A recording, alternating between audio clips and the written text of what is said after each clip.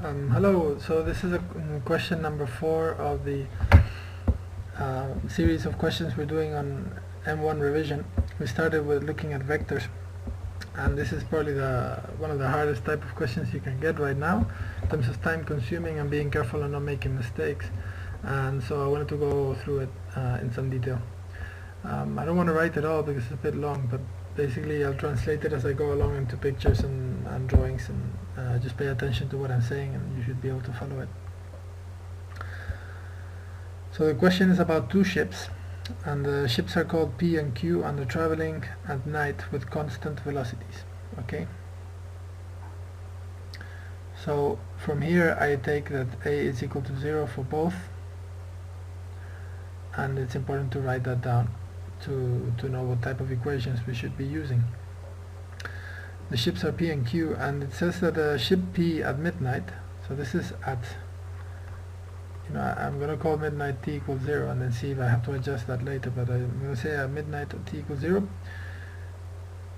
Boat P has position vector 10 plus 15. I'm going to write it first as they give it, and then we'll translate it into column vectors. 10i plus 15j. That's the position vector of P at t is 0. And this is with respect to a fixed origin O. So this is O, and that would be the position of P.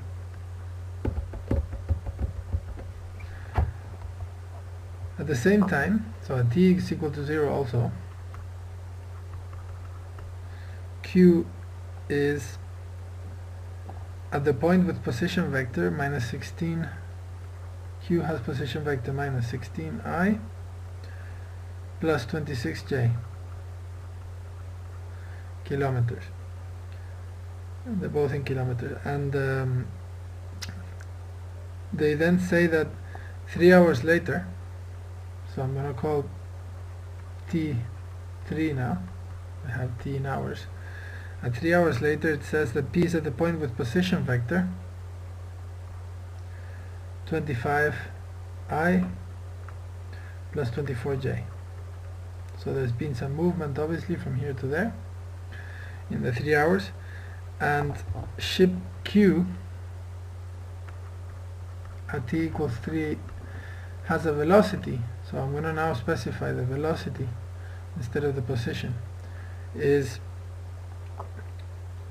12i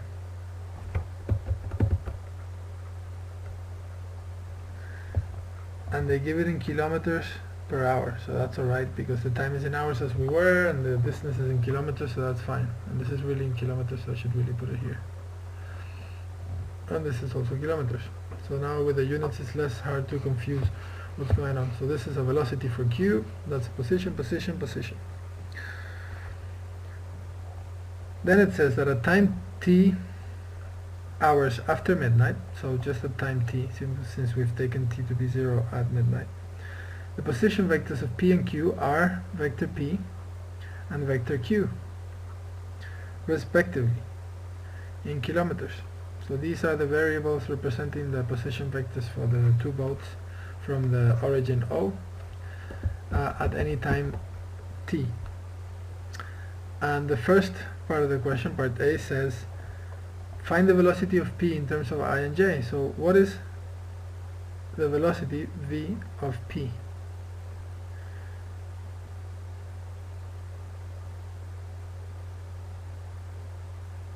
Why don't they say the velocity at a particular time? They just say to find the velocity of P. Well, that's why. Acceleration is 0. We're talking about constant velocities here. And so they just need to ask us for the velocity as a constant vector, so we don't need any no variables or anything of the sort. So we can just solve for the velocity of P, and in order to do that we need to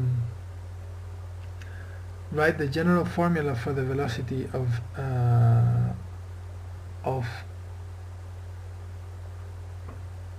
a boat moving along, and the general formula is, in terms of displacement, it is displacement vector divided by time, right? If I have a displacement vector here for p, in other words, how much does it move from point 1 to point 2? So I'm going to call the point at t equals 0, I'm going to call that point A, and at t is equal to 3, I'm going to call this point B, so that the displacement vector between those 2 points, the displacement vector could be seen as A, B, and that divided by the time that has gone by will give me the velocity vector, right? This will be in the vector form, and then I will divide by 3, by the time 3, and that will give me how fast the boat is moving, right? Hopefully that makes sense. So how do I get vector A to B? Well, I know vector B is this one. This is vector O. From the origin to B is this guy, and from the origin to A is this guy, the position. And you should know that if I'm at O and I have a vector A that takes me to this, which is the same as OA, if I have a vector that takes me from O to A like that, and I have another position B takes me from O to B, then the displacement vector between these 2 positions, this being A and this being B, this guy here, and if we want to do it in that direction, then that would be AB. Then AB is equal to OB, so it's the second vector, the destination vector, minus the initial vector, OA. It always works like that, the destination vector minus the initial vector. That will give you from initial to destination. And if we wanted to go from B to A, then we would have to do the final vector first, so OA minus OB. But in this case, we're going from A to B. So here it is the same. We have the location vector of 1 point and another, and we want the displacement vector between them. So to go from point A to B, here we're interested in vector going from A to B, so that we can then divide it by the time. Vector AB is equal to vector OB minus vector OA, which is, well, OB is 25, 24. I'm going to write it in column vectors, minus 10, 15. Right, and 10, and so that is really easy to compute. 25 minus 10 is 15, divided, and then for the x component, and then 24 minus 15 is 9 for the y component. In other words, this vector takes me from the position vector at A, where it was, to the position vector at B. That's the vector of the displacement that has taken place over those 3 hours. And because velocity is distance divided by time, it's no different in vector world. It's just the displacement vector divided by the time taken. So we can take this displacement vector and say, well, it did this amount of, if we worked out the magnitude for this vector, that would be the distance, but it did, that's the vector that it did in 3 hours. So we can say that the velocity, constant velocity for v, at which it's moving all the time, is just 15.9, 1 over 3, which is divided by 3. So that is the same thing as 5 and 3, dividing both by a constant of that much. So we've just figured out that the velocity, general velocity vector, if you want to write it in i's and j's, is 5i plus 3j, and that's for particle for both p. I we just figured it out. Okay, that's one way of solving the problem. Another way, which some people would do, is to find the distance between this vector and that vector, and then find the magnitude of that as a speed, and then divide it by the 3 hours, and then get it in kilometers per hour, the answer. But that would be the speed, and then you would still need the direction, so you would start to have to think about the angle between these 2 vectors and draw a diagram, and it would be quite messy. I think that the quickest way to solve it is this one, and it's quite elegant. I think hopefully you can see what the process is. Velocity is normally just distance divided by time, and it's the same thing with vectors. You just divide the displacement vector by the time.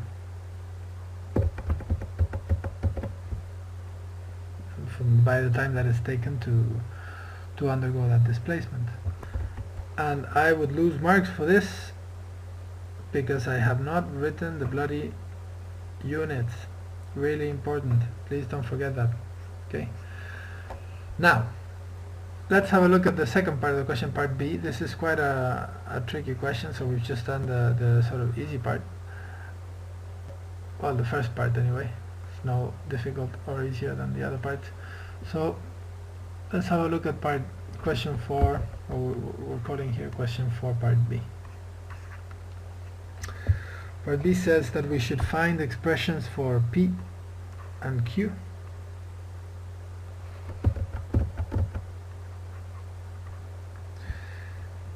in terms of T, I, and J.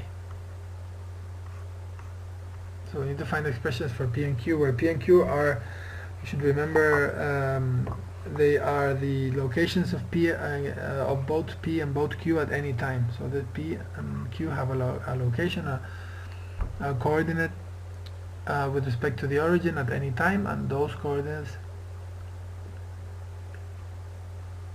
the vector that takes you from the origin to that point, which is changing in time, is vector P and vector Q. So these guys are variables, right? The velocity is not changing, but the location of the guys is changing. So we need an expression for the general position of these and how it varies in time. That's what they're asking us for. So let's write the general equation for this first, and let's do it in appropriate color for the solutions. General displacement vector S is equal to the initial displacement of where it happens to be. In this case, both boats had some displacement with respect to the origin initially. One was somewhere and the other one some other place, and then they started moving. So there is an initial S naught there, plus the velocity times the time that goes by. And so far we have the velocity for both. One of them we got given and the other one we calculated it. We know that the velocity of particle of ship Q is a constant as it is with the other one, and it is 12I. And we know the velocity of particle P, which we just computed, is equal to what was it? 5 and 3. 5I plus 3J. So now we have the two velocities. So here they're asking us for P and Q, so we're going to write them as they want it. They want the location of P is equal to the location of P at time 0 plus the velocity of P times the time. And the same thing is true about Q, but with Q's original displacement plus the velocity of Q in this case. So I'm going to put a P here just to distinguish from this one. Q times the same time. So as time goes on, this will be the descriptions of both locations, but here they're asking us for a specific a more full version of these guys. So what is their full version? Well, the position of P at time t is equal to 0, so at midnight, was 10I plus 15J. So I'm going to write that as a vector, so P as a column vector. We have 10, 15J, plus the velocity of P, which is up here as 5 and 3, times the time. So that is the solution for the general formula for P. You could write it like that, or with I's and J's like they have here. I won't do it right now, but if you want to do it with I's and J's, then it would have to be 10I plus 15J plus T times 5I plus 3J. Right? So I'll write just one down, and then the other one I'll do it in columns. So that this would be 10I plus 15J plus T times 5I plus 3J. Okay, you have to leave them like that. They can't mix because one of them multiply by T and the other one don't. So you can't just mix them. So that's for P. Now for Q. Q naught is, according to the question, minus 1626.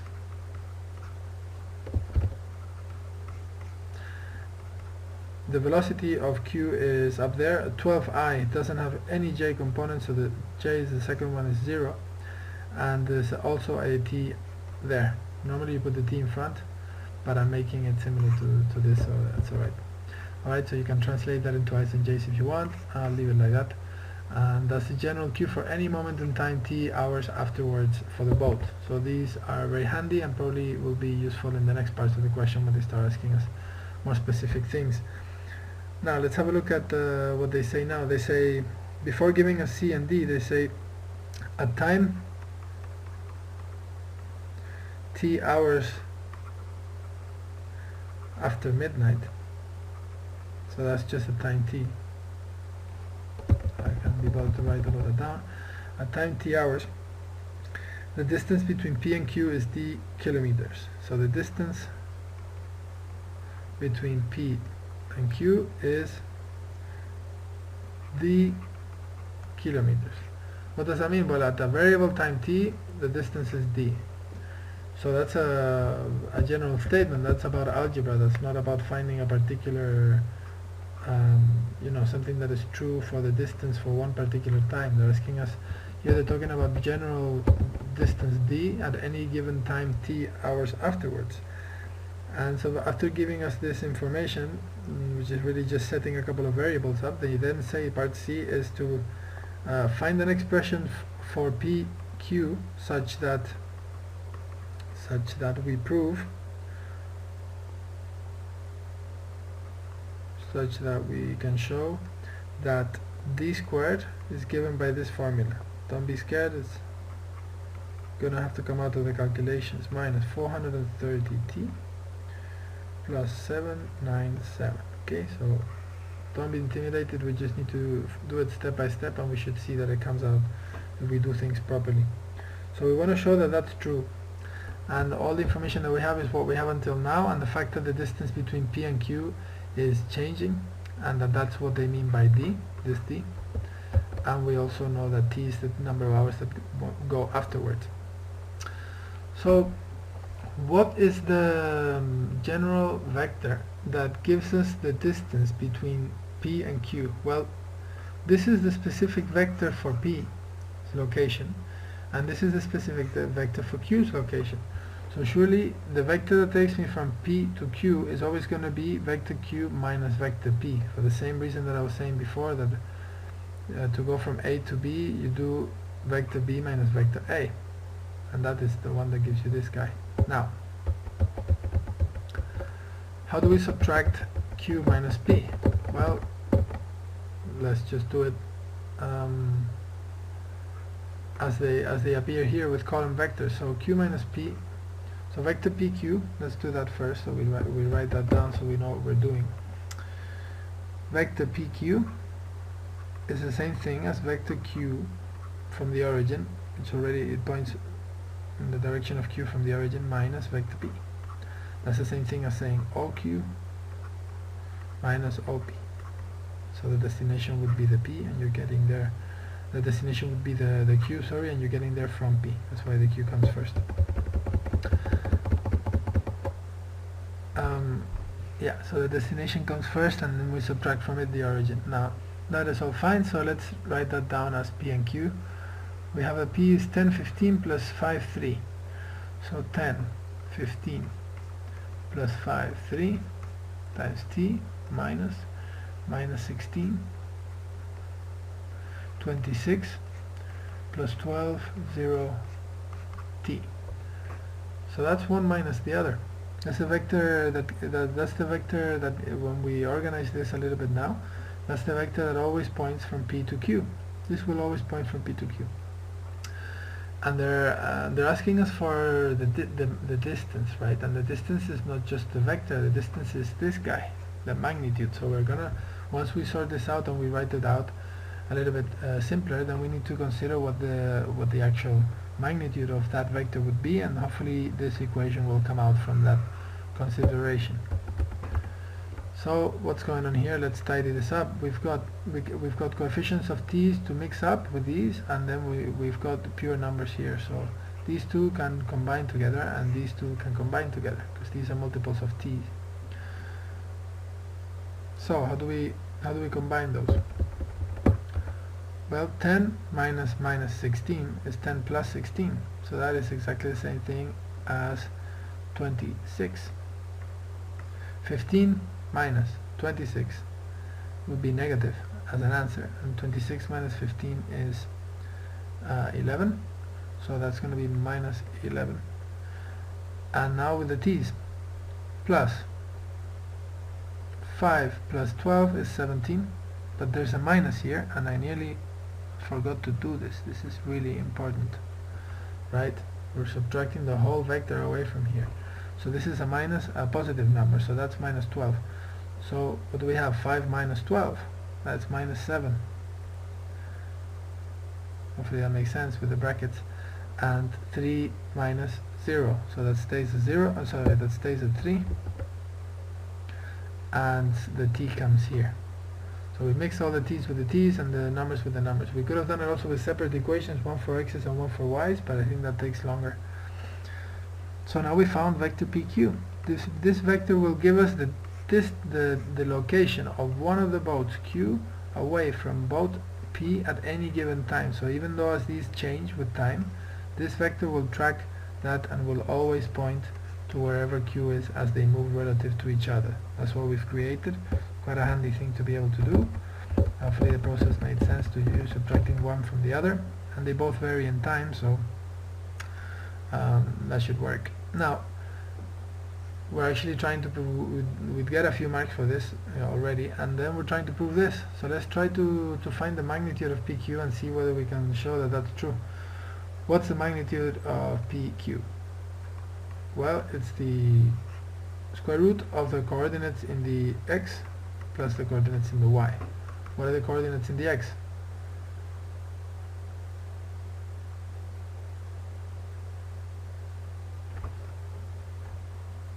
Well, the coordinates in the x are, this is the x components, right? You'll get used to reading that more often, but so the coordinates in the x are 26 minus 7t, right? If we knew what t was, that's what we would enter. We would enter the t there, the 3 here, and we would get a coordinate of x by doing 26 plus minus 7 times t. So that's the coordinate of x, so that's squared, plus the coordinates of y, which are minus 11 plus 3t, so also squared. So now we can open this up, and that's d, right? That's the distance d. So let's square both sides so we can tidy this up, and we get the d squared, which is already starting to look a little bit like this guy over there, which is good news. And here we're going to have all of this open up, so that's 26 minus 7t squared plus minus 11 plus 3t squared, right? And I'm going to tidy, well, it doesn't matter. So now let's open this up, and this is going to be a bit tedious, but basically yeah, the rest of this would be algebra. So how do you square that? Well, it's the first one times the whole bracket minus 7t minus the second one times the whole bracket. That's for the first part, and the second part there would be plus. Anyway, I'm already on 23 minutes right now, which is too long for a YouTube video, but I think they'll let me upload it. And I hope you can see that the rest of this is just algebra. You just have to open this up and tidy them, and you'll get something that looks like this. D squared is equal to all of that. And so this question is not very realistic for a paper because it's too long to do, but if you can understand what's going on here, then you're pretty well set up for any kind of question they can throw at you with the vectors. This one and the previous 3 videos are a very good foundation for knowing how to answer these type of questions. Alright, so I'll see you in the next video, hopefully.